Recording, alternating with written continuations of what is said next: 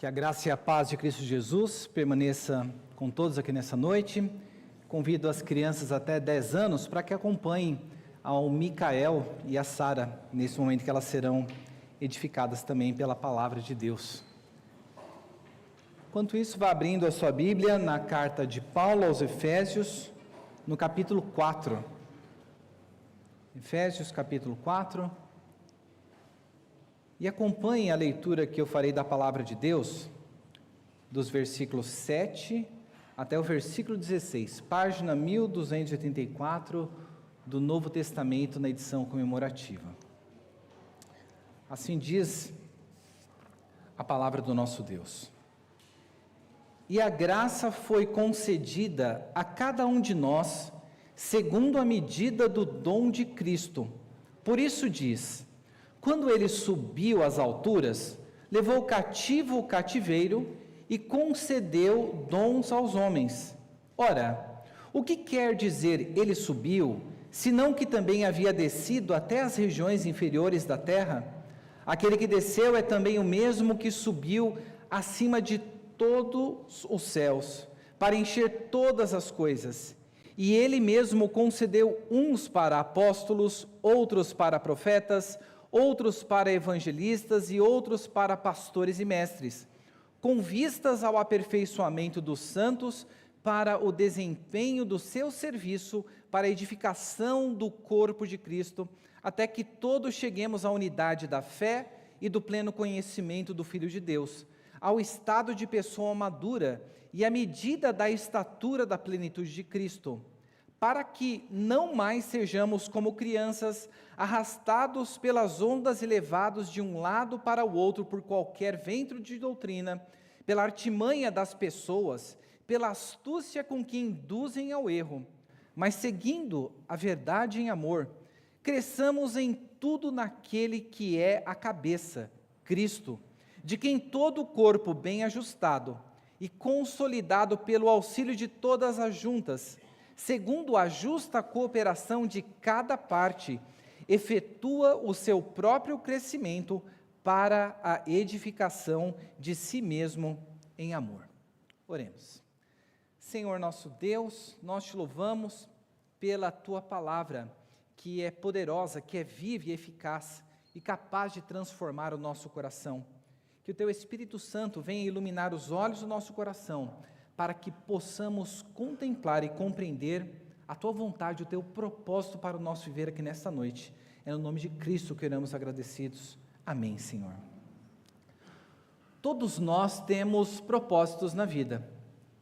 Independente do momento em que você se encontra, você tem um determinado propósito, e para alcançar esse propósito e esse fim, você vai mudar a sua vida, você vai se organizar, você vai se planejar para alcançar aquilo que você está planejando, aquilo que você tem como propósito. Se você pega um jovem que deseja casar, qual que é a primeira coisa, se ele tem esse propósito, que ele precisa? Não é ter uma noiva ou um noivo, mas é ter um emprego primeiro, é ter como se sustentar.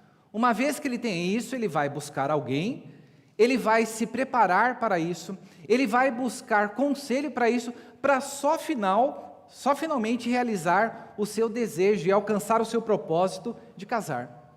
Nós podemos olhar para cada um de nós aqui na igreja somos pessoas diferentes, e é provável que nós tenhamos planos e propósitos distintos na vida. Só que no domingo passado, nós vimos que Deus, ele nos advertiu a respeito da importância de vivermos uma vida de unidade dentro da igreja. E a pergunta que fica diante de nós é como que pessoas com propósitos distintos, como que pessoas com personalidades e jeitos diferentes, como que em meio à diversidade, a unidade que nos é exortado pela palavra de Deus, ela pode ser alcançada. O que nós veremos aqui nesta noite, nessa passagem, é que Deus, ele tem um propósito para a sua igreja. E nós veremos como é que Deus realiza o seu propósito na vida da sua igreja. É sobre este tema que eu quero refletir com os irmãos, nessa parte da palavra de Deus, como é que Deus realiza o seu propósito na vida da sua igreja. E para isso eu convido você não a olhar inicialmente para o versículo 7, mas olhar para o ponto em que Paulo está nos apresentando na palavra de Deus, que é o objetivo, a finalidade para o que estas coisas aqui do versículo 7 ao 16 foram escritas. E o versículo 14, ele começa com uma conjunção que está escrito, para quê? Então, a primeira coisa que nós veremos a partir deste versículo da Escritura Sagrada é que, em primeiro lugar, nós precisamos saber qual que é o propósito que Deus tem para a sua igreja. Qual que é o propósito que Deus tem para você individualmente e para nós corporativamente, para que a unidade do corpo de Cristo ela seja alcançada. Paulo, a palavra de Deus nos fala aqui no versículo 14, que Deus tem um propósito, uma finalidade, e essa finalidade é de nos conduzir à maturidade na nossa vida espiritual. Acompanhe a leitura do versículo 14.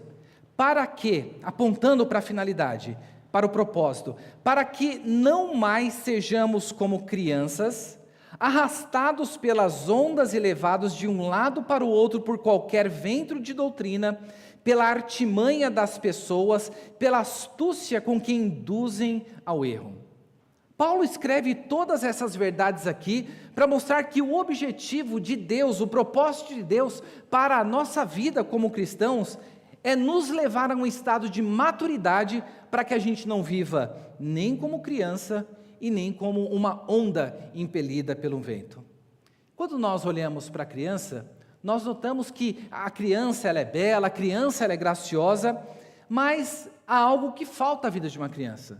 A vida de uma criança, para aqueles que são pais percebem, é que falta a constância. Uma hora ela está focada em alguma coisa, em outro momento ela já está olhando para uma coisa, num dia ela gosta de um determinado brinquedo, no outro dia já pensou em outra coisa. Eu lembro da Manuela quando era criança. Eu passei por diversas fases, a fase da slime, a fase da LOL, das bonequinhas, para quem é pai sabe dos diversos brinquedos que as crianças querem. E eu quando comprava e ia pegar alguma coisa para ela, falava, Manu, daqui a 2 semanas você não vai querer mais saber disso. E era o que acontecia mesmo. E nisso as crianças vão acumulando os seus brinquedos, mas na verdade a criança falta uma constância, falta foco. Ela não sabe direito aquilo que ela quer e ela é induzida a querer essas diversas coisas. A uma criança também falta maturidade e falta malícia para perceber os perigos que há no mundo. Eu estava olhando umas notícias sobre tecnologia e eu não tenho costume de, não acho nada de errado, mas não tenho costume de estar jogando videogame, jogando no computador, não tenho tempo para estar realizando isso. Se você tem, não tem nenhum problema você aproveitar, mas me chamou a atenção de um jogo que é jogado por muitas das crianças. É possível que seus filhos já devam ter jogado, se você é adolescente já deve ter jogado na vida, que é o joguinho do Roblox. Não sei se vocês conhecem ou já ouviram as crianças jogarem. O jogo do Roblox é um joguinho onde a criança, como um personagem, ela está ali jogando neste ambiente virtual, nesse metaverso, onde ela é um personagem, e no meio das coisas que ela realiza ali, há um chat onde as crianças podem conversar umas com as outras. Mas o que me chamou a atenção, negativamente, foi numa notícia da BBC, em que o Roblox estava sendo apresentado como uma ferramenta, não obviamente pelos seus criadores, mas por pessoas maldosas para a prática da pedofilia. Numa notícia da BBC, ali é dito que 2/3 das crianças nos Estados Unidos de 9 a 12 anos, isso foi em 2021, de 9 a 12 anos, elas jogam o Roblox. Cerca de 48 milhões de pessoas por dia acessam esse joguinho para estar ali brincando.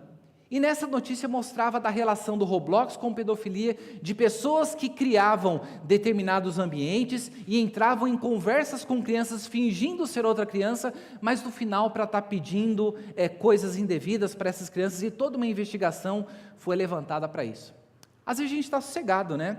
Achando que os nossos filhos eles estão lá tranquilo, brincando no celular, quando na verdade nós estamos entregando às vezes eles para serem presas de pessoas maldosas. E Paulo está falando aqui que todas essas verdades que nós veremos aqui foram escritas para que nós não sejamos como crianças e nem como a onda impelida pelo vento de um lado para o outro, que ele fala, impelida por qualquer vento de doutrina, pela artimanha das pessoas, pela astúcia com que induzem ao erro. Quando a gente para olhar para cada uma das palavras que Paulo ele utiliza para se referir a estas pessoas maldosas, que procuram atrair e enganar as pessoas como se elas fossem crianças, ele usa a palavra artimanha. E a palavra artimanha que Paulo utiliza aqui é a palavra cubeia. Parece até com cubo. E o significado dessa palavra no grego é de jogo que é realizado com cubo mesmo, joguinho de dado. Então ele demonstra que essas pessoas, se você já deve ter visto na feira, aquela pessoa que fica fazendo o joguinho com a bolinha, para você adivinhar onde ele está, no final ele está utilizando de artimanha ali para estar enganando todo mundo. Da mesma coisa dos jogos que são realizados, ele mostra que essas pessoas, como que enganadores ardilosos por meio de jogos, se utilizam das suas artimanhas para atrair pessoas. A outra palavra que ele usa aqui para falar a respeito da astúcia, ela é composta por duas coisas que dizem que essas pessoas, elas se utilizam de todo tipo de trabalho, de todo esforço para alcançar os seus objetivos. Ou seja, elas farão de tudo, elas não medirão esforços para que elas enganem aqueles que caiam nas suas presas. E essas pessoas, elas não fazem isso de uma maneira não intencionada. Porque Paulo fala aqui para nós que com astúcia que induzem ao erro. A palavrinha para induzem ao erro que é colocada aqui, Paulo utiliza a palavra metodeia, que é a palavra de onde nós tiramos método. Então ele está mostrando que essas pessoas, elas possuem uma artimanha muito clara, um método muito específico, e elas empregam todos os seus recursos, todos os seus esforços, todos os seus talentos para, da mesma maneira que o enganador ali no jogo engana as pessoas, para enganar as pessoas que caem em suas redes. E talvez você esteja pensando, não, mas eu jamais cairei nisso. Quando você olha, se você esteve na aula de escola dominical hoje cedo, no capítulo 2, quando Paulo está escrevendo para a igreja de Colossos, ele coloca uma advertência ali no versículo 8 para aqueles crentes, dizendo, tomem cuidado para que vocês não venham a serem enredados por filosofias e vãs sutilezas, que são segundo as tradições dos homens, segundo os rudimentos do mundo, mas não segundo Cristo. Paulo está escrevendo para uma igreja de pessoas que eram verdadeiros crentes, mas que estavam sendo enredados por um falso ensino naquela igreja. Se você viver um pouco mais e lembrar um pouquinho lá da década de 80, você vai se lembrar de algumas coisas estranhas que aconteceram na igreja. E uma das coisas que eu me lembro quando eu era criança e adolescente, foi de em algumas igrejas o pessoal estar com um ensinamento errado, e mentiroso e enganador, dizendo que Deus ele estava abençoando as pessoas com dente de ouro. Você se lembra dessa doideira? Então os crentes ali chegando, não, olha, Deus ele me abençoou, e olha aqui na minha obturação, como se Deus, ao invés de curar a cara ali da pessoa, para que Deus ia dar alguma coisa de ouro, uma coisa completamente enganosa, mas muitos crentes caíram nisso e buscavam, olha, mas por que não está acontecendo isso daí comigo? Observe, meus irmãos, quando nós não atentamos, quando nós não somos pessoas amadurecidas, o que acontece conosco nós vivemos como crianças, e corremos o risco de sermos arrastados por ondas e levados de um lado para o outro pelos ventos de doutrina. Pense só, quantos ventos de doutrina você não é exposto a partir do momento que você pisa o pé para fora e você acessa o seu celular e assistem os diversos pregadores, as diversas igrejas, as diversas pessoas que estão presentes na internet. Mas a palavra de Deus, ela está aqui nos mostrando que Deus ele tem um propósito claro para nós. E o propósito dele é que nós não venhamos a viver nem como crianças e nem como pessoas que são levadas de um lado para o outro. O propósito de Deus para a nossa vida é um propósito de uma vida de amadurecimento, uma vida marcada por maturidade. E essa maturidade ela é expressa no quê? Na constância na busca pela unidade e na percepção e no discernimento quando o erro bate até a nossa porta. Quando você olha para a sua vida, você se considera uma pessoa madura? Porque saiba que o propósito de Deus para a nossa vida é uma vida de maturidade. É nos tirar da infância espiritual e nos trazer para um posicionamento maduro diante da sua presença. E talvez você esteja se perguntando, e pode se perguntar, mas como é então que Deus cumpre o propósito de nos amadurecer? Como é que Deus ele realiza esse propósito de nos trazer ao amadurecimento na vida da igreja? E aqui nós vemos que a primeira coisa que Deus faz, o primeiro modo como Deus, ele cumpre este propósito de nos conduzir ao amadurecimento, é nos equipando com dons espirituais. Observe o versículo 7. A graça que foi concedida a cada um de nós, segundo a medida do dom de Cristo, por isso diz, quando ele subiu às alturas, levou cativo o cativeiro e concedeu dons aos homens. Aqui no versículo 7, o apóstolo Paulo, ele está nos falando a respeito de uma graça que nos foi concedida na proporção do dom de Cristo. Paulo, ele não está nos falando aqui sobre a graça salvadora, mas ele está nos falando que se você é um crente, se você é uma pessoa que foi salvo por Cristo Jesus, você recebeu, a você foi concedido, e a palavra colocada aqui como concedido é a palavra dom. Então foi concedida a cada um de nós, segundo a medida do dom de Cristo. Cristo nos presenteou com dons. Você já parou para pensar que você está aqui sentado no banco dessa igreja, se você é um cristão, você recebeu algo de Deus sobre a sua vida. E você recebeu um dom que é segundo a proporção do dom de Cristo. Paulo está nos dizendo que Jesus Cristo, em primeiro lugar, por conta da sua graça, do seu favor imerecido, ele equipa a sua igreja, presenteando os crentes, e é o que? A cada um dos crentes com dons. E a proporção com a qual ele realiza isso, ele concede a cada um na medida adequada, segundo os seus propósitos. Isso daqui nos faz a refletir sobre como nós temos vivido a vida dentro do corpo de Cristo. Hoje há pessoas que elas entendem que não faz sentido você viver na igreja, porque na igreja há diversos problemas, na igreja há pessoas problemáticas, há líderes que são problemáticas, e a pessoa prefere viver a sua vida em isolamento. Mas a palavra de Deus, ela está nos dizendo que Ele nos concede este dom, esse presente, e nós veremos que a razão pela qual Ele nos concede isso é para que nós trabalhemos na sua obra.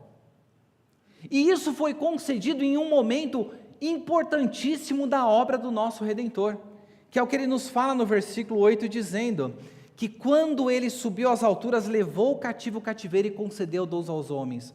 Paulo, ele faz uma menção ao Salmo 68, no versículo 18, onde ali é dito que o Senhor que peleja pelo seu povo, ele subiu à altura e levou cativo o cativeiro, e Paulo faz uma aplicação deste Salmo para a obra de Cristo Jesus.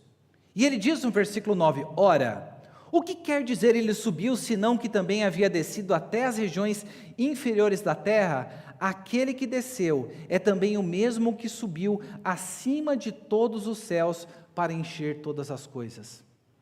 O que Paulo ele está dizendo aqui sobre este desceu às profundezas da terra e subiu até o céu, ele está fazendo uma menção à obra de Cristo no seu estado de humilhação e no seu estado de exaltação. E quando nós olhamos para esta obra que Cristo, ele conquistou, através do seu estado de humilhação, vivendo a vida de humilhação aqui na terra, morrendo pelos nossos pecados, ressuscitando e subindo aos céus, o apóstolo Paulo, na epístola aos Colossenses, ele abre os nossos olhos e nos ajuda a compreender o que aconteceu na realidade cósmica com a vitória de Cristo Jesus. Lá no capítulo 2, ele nos diz que Deus em Cristo Jesus, Ele triunfou sobre principados e potestades, Ele despojou esses principados, ele desarmou esses principados e potestades e triunfou deles na cruz. Dando a imagem aqui do general que vencia a batalha e levava os seus inimigos em uma procissão, e quando ele chegava no seu domínio, no seu reinado, ele dava presentes para as pessoas, dividia os espólios que foram conquistados em guerra. Ele nos mostra aqui que Jesus Cristo, em sua obra, ele triunfou sobre esses principados e potestades. E o que ele fez? Paulo está aqui aplicando a palavra de Deus, nos mostrando que ao conseguir a sua vitória, Cristo, ele concedeu dons à sua igreja. Ele levou cativo o cativeiro, ele venceu o reino das trevas e ele concedeu dons aos homens com o objetivo do quê? Para encher todas as coisas. Para levar à plenitude, e a palavra utilizada aqui para encher todas as coisas, é dizendo que, olha, há coisas antes da obra de Cristo Jesus que não haviam sido levadas à sua plenitude.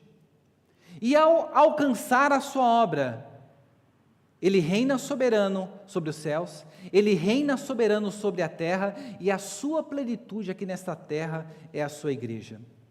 Observe, a palavra de Deus fala que você é um santo em Jesus Cristo. A palavra de Deus fala que você é uma pessoa que foi aperfeiçoada. Mas para observar, existem coisas para serem mudadas na sua vida? É óbvio que existem. Eu sou santo em Cristo Jesus, mas há diversas coisas que precisam ser mudadas.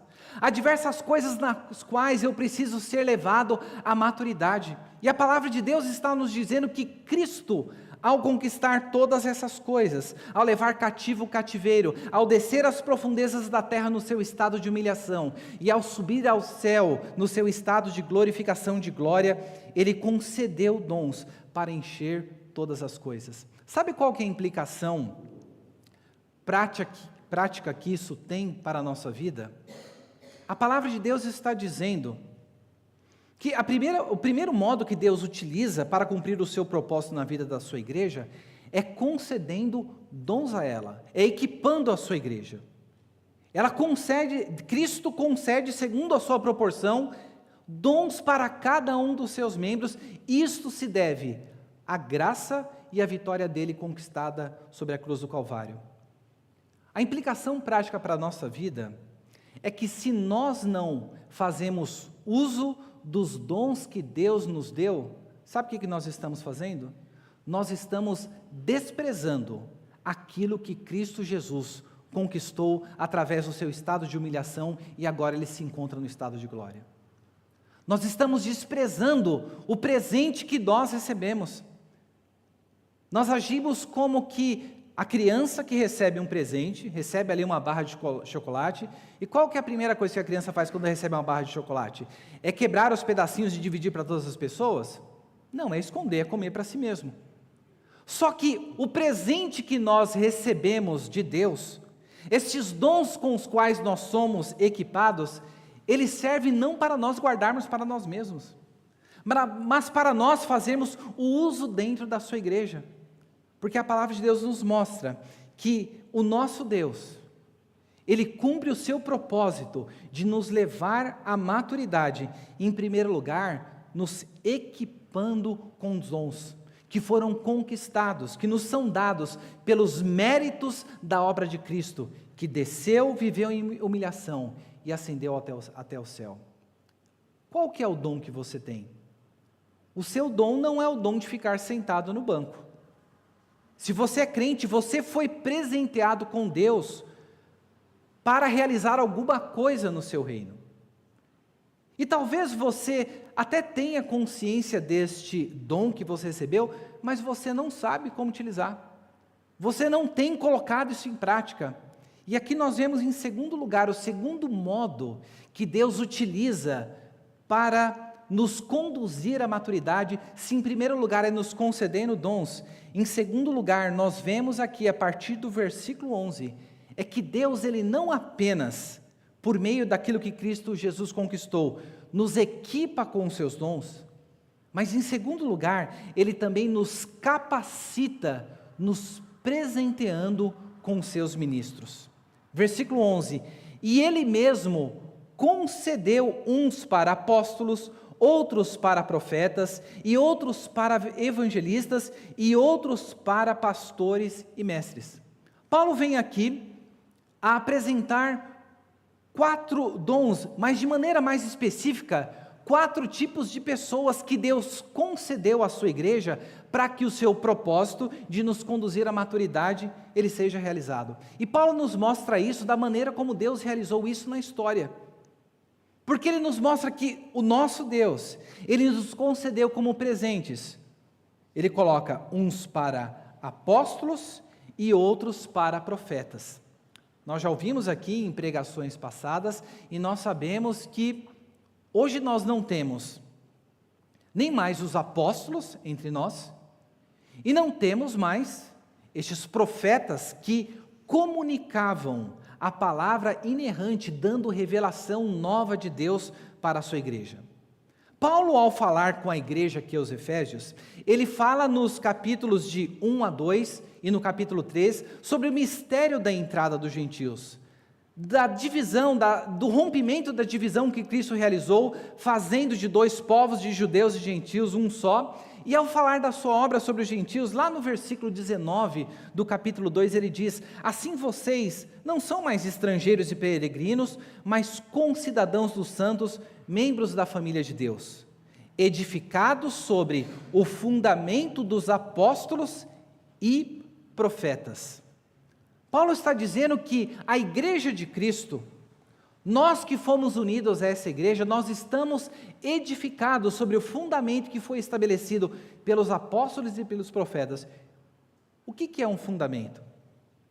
Quando você está ali construindo a sua casa, a primeira coisa que é feita ali no terreno é você estabelecer o fundamento sobre o qual a casa vai ser levantada. Você, quando vai fazer reforma, você fica reformando o fundamento? Você fala: olha, eu vou trocar o fundamento da minha casa porque esse não está muito... Não, é mesmo porque é impossível você realizar isso sem você destruir completamente a casa.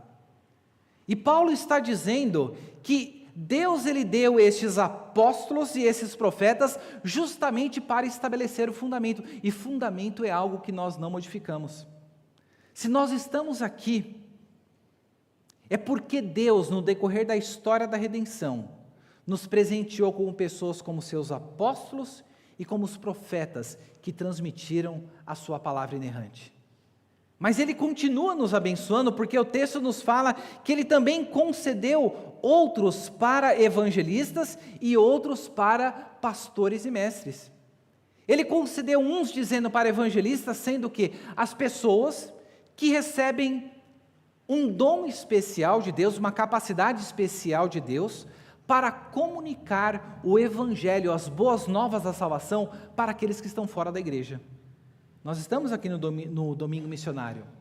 Nós temos os missionários, nós temos evangelistas da IPB que estão por aí afora e de outras igrejas proclamando a palavra de Deus para aqueles que não foram alcançados. E veja, Deus, ele não faz isso utilizando capacidades naturais nossas. Porque o que nos é concedido é algo sobrenatural. E ele diz aqui, ele concedeu uns para evangelistas. Então ele concedeu uns para alcançar aqueles que não fazem parte da igreja. Mas ele concedeu também a pastores e mestres. Veja que ele não fala. Ele concedeu uns para apóstolos, concedeu outros para profetas, concedeu outros para evangelistas. E ele não diz, concedeu uns para pastores e outros para mestres, mas diz, e concedeu pastores e mestres, mostrando que além dessas pessoas que pregam a mensagem do evangelho, Deus presenteia a sua igreja com seus ministros, cujo objetivo é pastorear o rebanho de Deus e ensinar. Ou seja, todo pastor é um pastor mestre. O pastor, ele está para acompanhar a vida do rebanho, mas ele faz esse acompanhamento por meio do ensino da palavra de Deus. Então observe, a maneira como Deus nos conduz à maturidade é não apenas nos equipando, nos presenteando com dons, mas também nos capacitando através da obra dos seus ministros que ele estabelece na sua igreja. Veja, sabe por que a igreja tem pastor? Porque Cristo estabeleceu. Sabe por que na igreja tem evangelistas e houve apóstolos e profetas? Porque foi o meio que Deus estabeleceu para que a nossa vida fosse edificada e fosse levada à maturidade. E sabe para que nós fazemos isso? O texto nos diz: com vistas ao aperfeiçoamento dos santos, para o desempenho do seu serviço para a edificação do corpo de Cristo. A razão pela qual Deus ele nos capacita por meio dos seus ministros é que Ele nos capacita para realizar uma obra. O aperfeiçoamento dos santos, ele é alcançado através da obra que você realiza dentro da igreja. Nós veremos isso de uma maneira mais enfática quando chegarmos no versículo 16. Mas a palavra de Deus está nos dizendo que todo este trabalho, essas pessoas que foram concedidas, elas visam o aperfeiçoamento dos santos, com o objetivo de que eles desempenhem o seu serviço para a edificação do corpo de Cristo. Não existe amadurecimento fora da igreja. Nós, com o desenvolvimento tecnológico, nós alcançamos o benefício de conseguir transmitir as pregações. Isso foi realizado dentro de uma situação contingencial, que era a situação da pandemia. Mas isso que era contingencial acabou se estabelecendo numa prática comum de muitas igrejas. E se de um lado é muito bom que a palavra de Deus ela seja proclamada, por outro lado, algumas pessoas podem ser levadas ao engano, achando que é possível você servir a Deus, você cultuar a Deus, no distanciamento digital que é promovido pela internet ou pelas transmissões. Porque o crescimento, ele só é alcançado quando nós estamos vivendo a vida em comunidade. E o objetivo para o qual Deus nos concede dons e nos concede os seus ministros é para que nós realizemos o seu serviço. E a palavra para serviço aqui é a palavra diaconia que está presente. Você é um servo de Deus, uma serva de Deus. Você foi uma pessoa que foi colocada para trabalhar tendo em vistas o aperfeiçoamento dos santos, por meio do desempenho do seu serviço. Às vezes a gente pensa que o aperfeiçoamento dos santos ele vai ser realizado unicamente pelos pastores, pregadores, pelos mestres, pelos professores dentro da igreja. Mas a palavra de Deus está dizendo aqui é que nós somos capacitados para sermos conduzidos a uma vida de maturidade, a fim de que nós sirvamos dentro da casa de Deus. Isso nos mostra o quão importante e essencial é a vida na igreja de Cristo. Você talvez pode estar nos assistindo em casa por conta de enfermidade, por conta de limitações, por motivos diversos. Mas se você tem condições de estar aqui presente e não valoriza essa presença, você está negligenciando o privilégio que Deus te dá de realizar o serviço na sua obra. Você está desprezando o privilégio e a oportunidade que Deus te dá para você trabalhar, para promover dentro da igreja o aperfeiçoamento dos santos, a edificação do corpo de Cristo. E o texto aqui continua nos dizendo, até quando isso daí vai acontecer? Versículo 13, até que cheguemos, olha o ponto que Deus quer nos conduzir, até que cheguemos à unidade da fé, e do pleno conhecimento do Filho de Deus, ao estado de pessoa madura, à medida da estatura da plenitude de Cristo. Este é o ponto para onde Deus está nos conduzindo. A unidade perfeita dentro da igreja e uma vida de maturidade só pode acontecer quando nós estivermos com a nossa fé alinhada.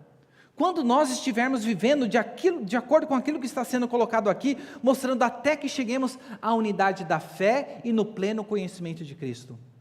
E por fé aqui ele não está dizendo, se referindo unicamente à crença, mas à crença nas verdades a respeito de quem o nosso Senhor Jesus Cristo é. É grandioso e glorioso pensar que o que Deus tem para nós e o propósito dele de nos conduzir à maturidade é nos conduzir à estatura da pessoa madura, à medida da estatura da plenitude de Cristo. O que você tem feito com o dom que Deus tem colocado sobre a sua mão? Você tem guardado para você como a criança guarda o chocolate? Ou você tem distribuído, você tem servido dentro da igreja de Cristo? Porque a maneira como essa unidade ela é promovida, a maneira como a maturidade é promovida, é por meio da utilização, do uso que nós fazemos, dos recursos que Deus nos concede, dos dons, dos seus ministros que Ele nos presenteia. Mas a palavra também nos diz aqui, que o nosso Deus, Ele não apenas nos equipa com os dons, Ele não apenas nos capacita por meio dos seus ministros, mas, em terceiro lugar, uma terceira coisa que Ele nos faz aqui, para nós finalizarmos, é que Ele também nos habilita para promovermos o crescimento do corpo. Você fala, mas não é Cristo que promove o crescimento? Sim, é Cristo que promove o crescimento, mas Ele não faz isso a despeito de mim e de você. Observe no versículo 15, mas seguindo a verdade em amor, cresçamos em tudo naquele que é a cabeça, Cristo, de quem todo o corpo bem ajustado, consolidado pelo auxílio de todas as juntas, segundo a justa cooperação de cada parte, efetua o seu próprio crescimento para a edificação. Diante da realidade daqueles falsos mestres, daquelas pessoas que buscam atrair os imaturos, aqueles que agem como crianças, a palavra de Deus nos diz que a maneira como nós devemos viver, aquilo que ela nos exorta a nós crescermos em Cristo Jesus. E esse crescimento se dá pelo meio do quê? Mas seguindo a verdade em amor. A palavra utilizada aqui por Paulo é falando a verdade em amor. Meus irmãos, não há crescimento e não há amadurecimento no corpo de Cristo distante da palavra de Deus. Não tem como nós crescermos e nós amadurecermos se nós, entre nós, não vivermos uma vida que é marcada pela fala da verdade. A fala da verdade através da maneira como nós vivemos. A fala da verdade através da maneira como nós nos relacionamos. A fala da verdade através da maneira como nós lidamos com a revelação de Cristo Jesus que é colocada. Porque ele diz aqui, ele expressa essa exortação: cresçamos naquele que é o cabeça. E é interessante que ele nos diz, ele usa essa metáfora do corpo, mostrando que o corpo, quando ele está trabalhando em conjunto, ele efetua o seu próprio crescimento para a edificação de si mesmo em amor. A palavra de Deus está nos dizendo, e ela está nos exortando, a crescermos em Cristo Jesus, falando a verdade em amor uns aos outros, e nos mostrando que, conforme nós atingimos a maturidade, conforme nós vivenciamos a vida de unidade dentro da igreja, sabe o que isso acontece? Nós estamos contribuindo ativamente para efetuar o seu próprio crescimento, o crescimento do corpo e para a edificação de si mesmo em amor. Sabe o que é belo nessa passagem que a palavra de Deus está nos mostrando? É que Deus, Ele compartilha conosco o privilégio de nós trabalharmos na sua obra para que o crescimento aconteça na igreja. Sabe o que acontece quando você não vive a vida de comunhão? Você está vivendo como uma criança raquítica, uma criança que não está se desenvolvendo.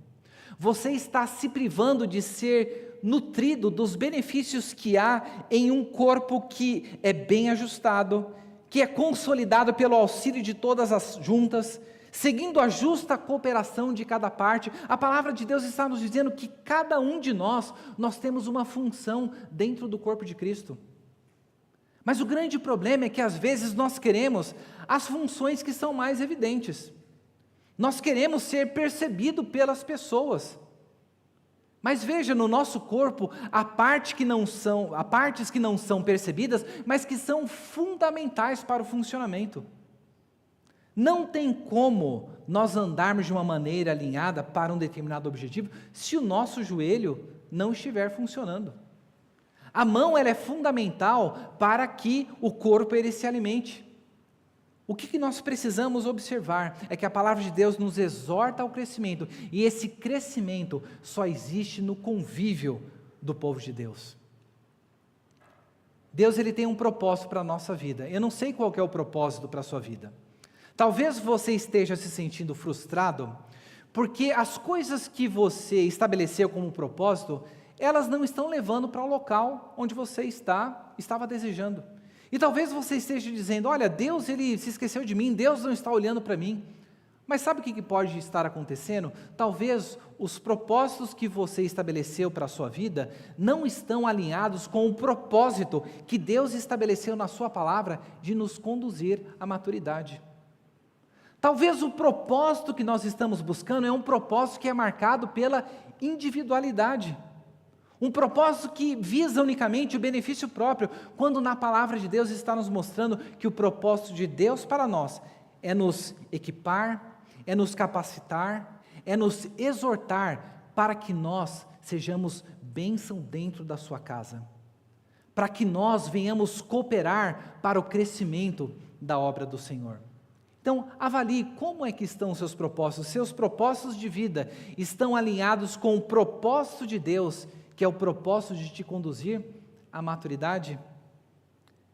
Para você que não tem se sentido motivado a participar da igreja, veja, é um grande perigo você vir para a igreja e ficar unicamente sentado no banco, achando que alguma coisa de especial vai acontecer, e negligenciando o uso dos dons que Deus te deu. Negligenciar os dons de Deus é negligenciar aquilo que Cristo conquistou ao descer ao mais profundo da terra e ao subir até o céu. É desprezar a glória de Cristo na vida da igreja. Deus, ele compartilha do seu dom conosco com a sua proporção. E a pergunta fica, o que você tem feito com os dons de Cristo Jesus? Se você está vivendo distante, a palavra de Deus, ela te convida a se envolver na obra de Deus. Comece a procurar os locais onde, na igreja, você pode servir. Comece a observar, fora da igreja, nos locais onde você pode ser uma pessoa que exerça misericórdia. Você exerça hospitalidade. Observe na palavra de Deus os dons e aquilo que Deus tem te despertado para você servir nessa obra.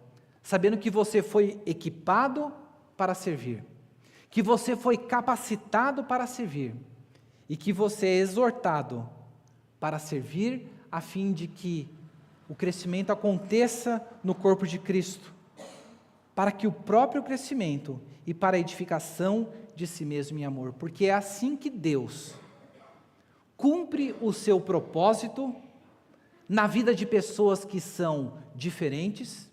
Ele cumpre o seu propósito em meio à diversidade, e é por meio da diversidade dos dons, por meio da diversidade de pessoas distintas, que Deus cumpre o seu propósito de nos conduzir à maturidade e nos levar à unidade em Cristo Jesus.